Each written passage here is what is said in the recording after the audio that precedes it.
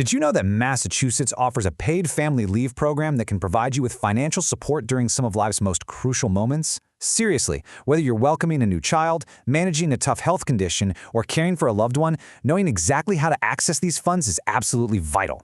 So I'm really glad you're here, because in this explainer, we're going to walk through the entire application process together. We're taking all those official rules, the guidelines, and the complicated forms and translating them into a clear, straightforward guide so you can just focus on what actually matters, your family and your health. Okay, let's just quickly look at our roadmap for today. We'll cover what the program actually is, how to check if you're eligible, the exact application process, common pitfalls to avoid, the timeline for your payments, and finally, where to get extra support. All right, let's jump right into Section 1. What exactly is the Massachusetts Paid Family and Medical Leave Program? Get this.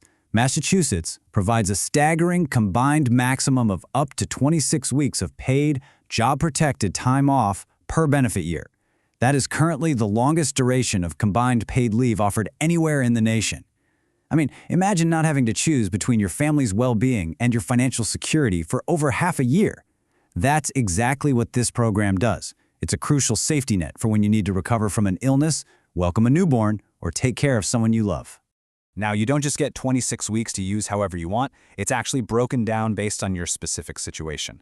You get up to 20 weeks to recover from your own serious medical condition. You get up to 12 weeks for family care, which includes bonding with a new child or caring for a sick family member, and you get up to 26 weeks for military caregiver leave. But keep in mind, no matter how you mix and match these different types of leave over the year, you are strictly capped at that combined maximum of 26 weeks. And the financial impact here is huge. For 2026, the program replaces a really significant portion of your standard wages, capping out at a maximum weekly benefit of $1,230.39. And the absolute best part, this whole thing is funded through a shared payroll contribution of 0.88%. That's split between employees and employers. So, think of it like a safety net you've been actively weaving yourself. You have likely been paying into this system with every single paycheck, which means, hey, this is money you fundamentally earned the right to access. Moving right along to Section 2, checking your eligibility. Let's see if you qualify. So everything hinges on experiencing what the state calls a qualifying event. They strictly separate a serious medical or family need from, just taking a regular vacation or catching a minor cold. A qualifying event means a serious health condition that literally makes you unable to do your job. It also covers bonding with a child after birth, adoption, or foster placement, or managing affairs when a family member is on active military duty. Take a guy named David, for instance. He successfully used this exact military provision to manage his dad's complex finances during a sudden overseas deployment, and he did it without losing his income or his job security. Pretty amazing, right? Beyond the event itself, your employment status really matters. If you're a standard W-2 employee working in Massachusetts, you are almost certainly covered by this law. It also applies to certain 1099 contractors, but generally only if they make up more than 50% of a business's total workforce. And honestly, this next part is incredible. The state recognizes that life doesn't stop just because you lose a job. Even if you've been unemployed for 26 weeks or fewer, you still retain your full eligibility to apply. Just note that self-employed freelancers usually aren't covered unless they explicitly opt in. Okay, we do have to look at the financial math. For the 2025 and 2026 periods, you must have earned at least $6,300 in Massachusetts wages over the last 12 months. On top of that, your total earnings need to be at least 30 times the weekly benefit amount you'd receive. Why 30 times? Well, it's just a rule to ensure you have a fairly consistent work history in the state before you start drawing funds. If that sounds a bit complicated, don't sweat it. The state provides some fantastic online calculators to help you run the exact numbers based on your own wage history.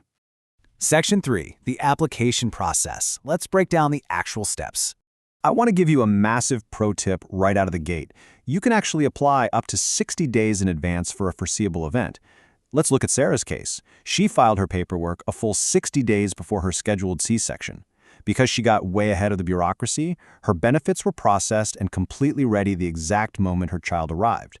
So if you know you have a surgery coming up or if you are expecting a baby, please do not wait. The journey is honestly quite simple if you follow the steps in order. First, you absolutely must inform your employer about your intent to take leave. This is a strict requirement, and it's the #1 place where people trip up. Give them at least 30 days notice if you can. Second, gather your specific proofs and certifications from your doctors. And third, just hop online to the state's secure portal via Mass Tax Connect.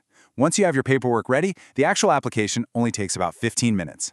Speaking of having things ready, make sure you have these specific documents on hand. You'll need proof of identity, like a driver's license. For medical leave, you need the medical certification form signed by a licensed healthcare provider. For bonding leave, you need official proof of birth or placement. And lastly, you need written verification that you've notified your employer. Missing even a single piece of this will indefinitely stall your entire application, so definitely double-check this before you hit submit.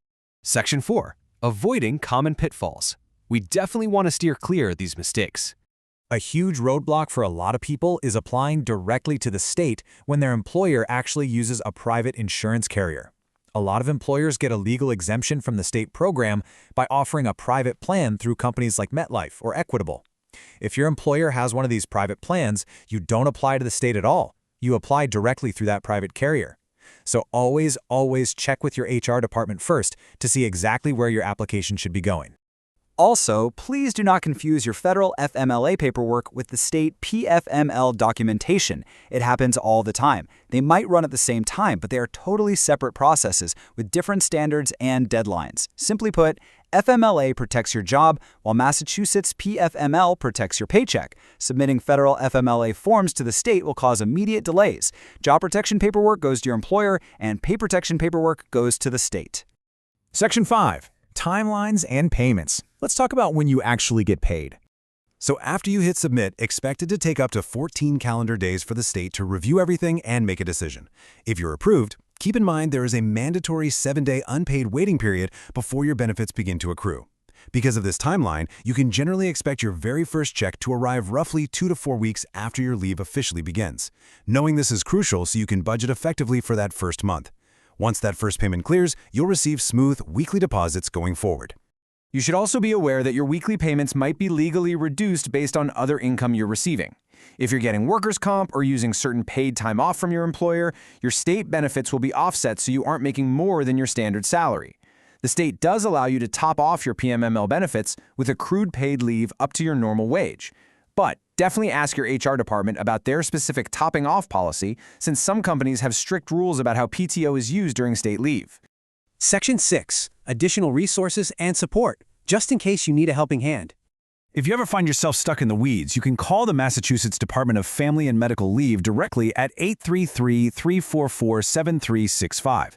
You can speak with a real person at the contact center who can troubleshoot your case, answer questions about your status, or figure out what documents are missing. When you do call, just have your application ID and personal details ready so they can pull up your file right away. Just a quick heads up. While we've distilled the most up-to-date facts for this explainer, you should always consult official mass.gov sources or legal professionals. Laws and contribution rates can change, so verifying with the state ensures your unique situation is fully compliant with the current rules on the books. Well, we've thoroughly covered the incredible benefits, the eligibility rules, the step-by-step application, and the pitfalls to avoid. Now that you have the exact toolkit to navigate this system with confidence, what is the very first step you're going to take today to secure the support you deeply deserve? Whether it's messaging HR about private plans, calculating your wages, or logging into Mass Tax Connect for an early filing, do not wait to claim the benefits you've been actively paying into. You've got this. Thanks for hanging out with me for this explainer, and absolute best of luck with your application.